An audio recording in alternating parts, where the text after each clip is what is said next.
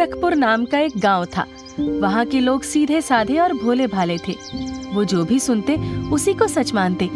इसी गांव में एक चालाक आदमी आया जिसने खुद को एक बहुत ज्ञानी बाबा बताया। वो सफेद कपड़े पहनता, माथे पर तिलक लगाता और बड़ी बड़ी बातें करता। गांव वालों ने पहले कभी किसी ऐसे बाबा को नहीं देखा था। बाबा ने गांव के किनारे अपनी एक कुटिया बनाई और वहीं डेरा जमा लिया। अब वहीं बैठकर ध्यान करने का नाटक करने लगा। धीरे धीरे गांव के लोग उसकी ओर आकर्षित होने लगे।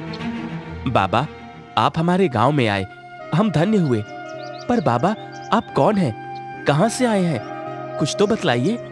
मैं कोई साधारण बाबा नहीं हूं, मैं ईश्वर का दूत हूं। जो मेरे पास आएगा उसकी हर समस्या का समाधान होगा।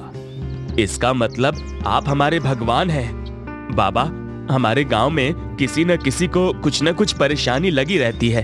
अब आप आ गए हैं तो हमारी सभी परेशानी आप ठीक कर दोगे ना? बिल्कुल करूंगा। हमें सब पता है तुम्हारी परेशानियों के बारे में, इसलिए तो हम यहाँ आए हैं, इस गांव में तुम्हारी परेशानियों का हल लेकर। बस तुम सबको मेरी बात माननी होगी। गांव वाले उसकी बातों में आने लगे। वो सोचने लगे, अगर बाबा हमारे दुख दूर कर सकते हैं तो हमें उनकी बात मान लेनी चाहिए।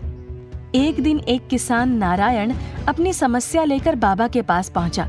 उसने कहा, बाबा, मैं बहुत गरीब हूँ। पूरी मेहनत करने के बावजूद भी खेती बाड़ी करके कुछ खास नहीं कमा पाता। कुछ उपाय बताएं जिससे मेरी कमाई ज्यादा हो। क्या आप मेरी ये मदद कर सकते हैं? बाबा ने आंखें बंद की, थोड़ा नाटक किया और फिर अपनी चतुराई दिखाकर कहा, तुम्हारी कमाई ज्यादा इसलिए नहीं हो रही क्योंकि तुमने कभी भगवान को चढ़ावा नहीं चढ़ाया।